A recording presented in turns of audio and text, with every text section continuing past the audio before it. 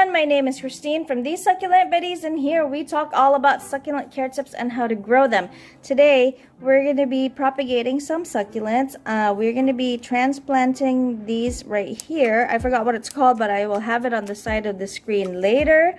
And then this right here is an Echeveria Fleur Blanc. This is the mother plant that I originally cut off from this mother stem right here. It was a lot bigger actually. She used to fill up the pot, but lost a lot of leaves during the summer. That's the time that's the time my succulents suffer, when it's just too hot outside. And then at some point it got overwatered and I lost all the leaves, but despite all of that, she is still alive. And now she is growing babies again. You can see them right here. Anyways, we're going to take these stem babies off the main stem and we're going to replant them so they can grow. So let's start with this beautiful cluster right here. I don't remember how long I've had these stem babies on here, but when they first start growing, it's best to keep succulents on the mother stem so they can grow a little bit faster. So when they're like this size, like that, or even this one, it's best to keep them on the mother stem so they can grow a lot faster. But when they get to about the size of a quarter right here, or it might be a little bit bigger than a quarter, you're going to want to cut them off, because at this point they start to grow a lot slower, and then they tend to lose bottom leaves. I guess maybe because the main mother stem can't provide for everyone, because the energy is just being used by so many different heads of succulents here. So what we're going to do is we're going to go ahead and cut them so they can grow bigger and just start a new plant of their own. So when cutting, guys, you want clean shears. Make sure you wash them first to make sure they are clean, and then you just want to go to the very end of the stem like so, and go ahead and cut like that. Now you see that open wound. Make sure that does not get wet until it is completely dry and calloused up. We actually have some roots over here already, so it'll be pretty easy for the succulent to recover once we plant it in its new soil. And here I am just cleaning up some old bottom leaves that have dried off. Oh, by the way, guys, I watered this about 4 days ago, so everybody is completely filled with water and nobody is thirsty. You want to do that when you're about to cut your succulents a few days before, about 3 to 4 days. Water them completely so they are nice and firm. That way you don't lose as much bottom leaves for the time that they're trying to grow new roots. Now here I have some cinnamon powder. Does it really work? I don't know, but I use it on all my succulent cuttings. Cinnamon helps kill certain types of candida in the soil and can also act as a rooting hormone. So it hasn't hurt my succulents at all in the past few years that I've been using it, so I do use it. Let's cut another one. Let's cut this one right here. This one actually has rooted into the soil already from its main stem, and I'm basically just gonna pull it out. It's okay, it can reroot again.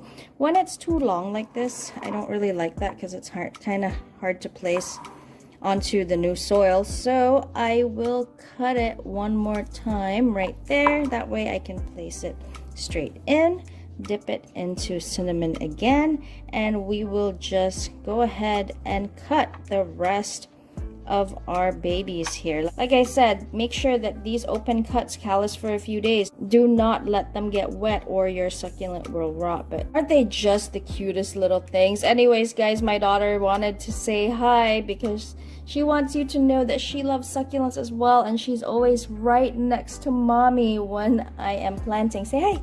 Hi guys.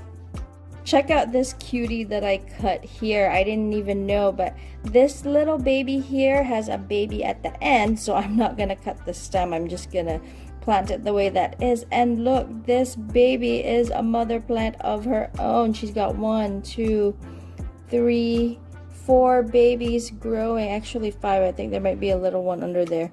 but she's already got a whole ring of babies growing under her, so this one is very promising. So when they're about this small, it is completely up to you whether you want to cut them or not, or if you want to keep them on the main stem. I'm going to choose to keep them on the main stem because at this point, they do have a really good chance at growing on their own. When they're about this small, you're going to want to keep that on the stem until it grows a little bit bigger, so it has a better chance of surviving when you cut it off. But you know, this size, I'm gonna go ahead and cut it. This size here, you're gonna want to cut that. So I'm gonna go ahead and cut it. Cut that, and then I think maybe I'm just gonna leave this to grow here. But it's kind of detaching from the stem already. I don't know.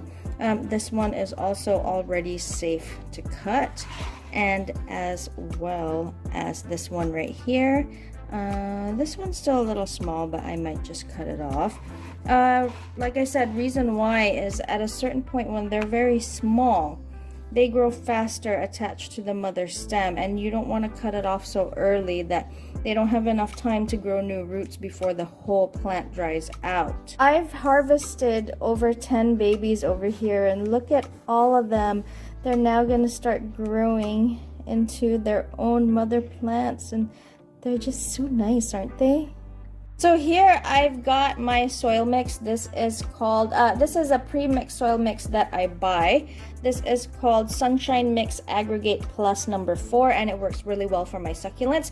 If you guys don't have this available in your stores, you can just go ahead and buy any cactus and succulent soil mix and add pumice or perlite to it, or even potting mix. Make sure it's potting mix, not potting soil, and add perlite or pumice 50-50. That would work just as well. And we simply just mix them in the soil like so, and we will do that for the rest of them.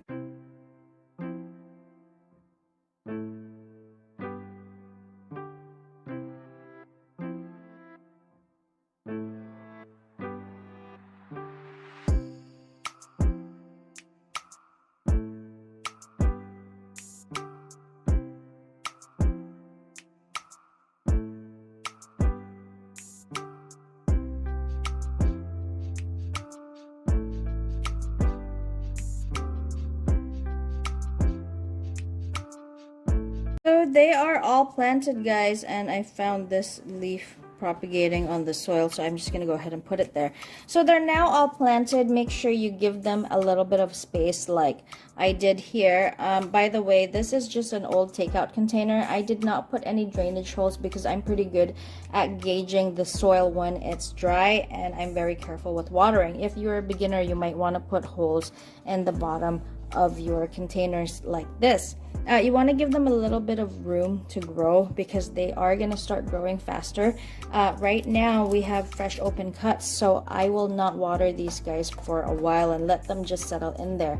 I will probably give it about 2 weeks, or when they start to look dehydrated, but at least 2 weeks before you water them. After that, you can water just a little around the soil there, and just enough to wet the roots. You don't want to water this too much right away, but just enough to wet the roots when they are ready to be watered. And then in time, as those roots establish and they start growing, then you can start watering more and more. You also want to place this directly under your grow lights, but not too close to the lights. Or if you want to put them outside, make sure that they are in a bright shaded area where they will not get wet. No sun until they start growing again. When they start taking water again and you water them, you'll know, because they're going to be pretty soft by the time they start to need water. And then when you water them, they will firm up and plump back up again. That is the time you can introduce them again to morning sun, starting with 2 hours, and then every 3 to 4 days or so you can add another 2 hours to that until they are fully acclimated. These guys will grow under my grow lights directly.